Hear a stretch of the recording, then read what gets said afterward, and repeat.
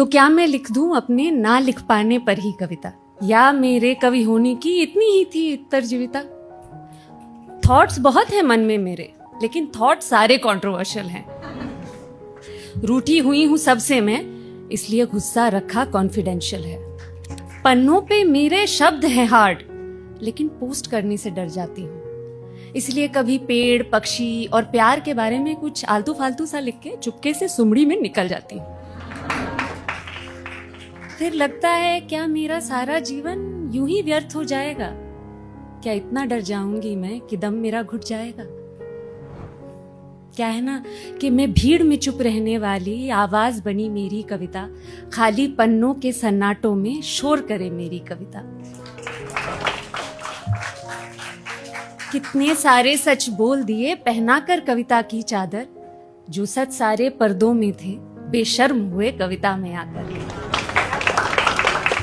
झगड़ा करने की जरूरत पड़ी ही नहीं, हालांकि सभी से थी मैं खफा। झगड़ा करने की जरूरत पड़ी ही नहीं, हालांकि सबसे थी मैं खफा। ना हाथ उठे ना आवाज मेरी, जो कहना था बस छंदों में कह दिया। तुम सुनते हो इसीलिए मैं बोलती हूँ, तुम सुनते हो तो मैं बोलती हूँ, वरना नेचर मेरा शांत है। देखो कवि मैं बहुत डरपोक हूं, लेकिन मेरी ऑडियंस ही नॉनशलांट है।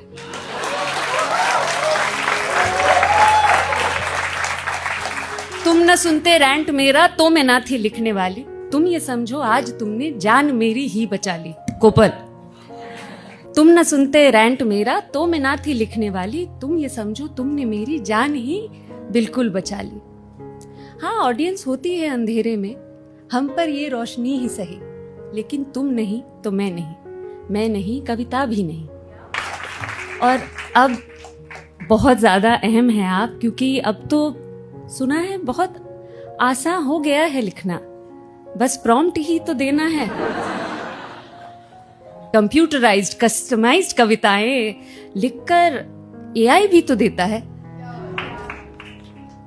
लेकिन कहीं गर तुम्हारा वो हृदय तोड़ दे, डिस्टोपियन सा सब कुछ ही लगने लगे, तब तुम मेरे पास आना प्रिय।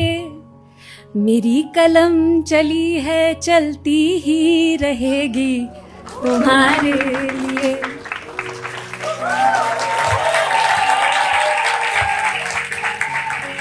अब कोशिश तो सबको करनी पड़ती है रिश्ता निभाने के लिए, इसलिए प्रयास देखो तुम भी करना, प्रार्थना मैं भी करूंगी। वो जो जख्म भर न पाए मैं वो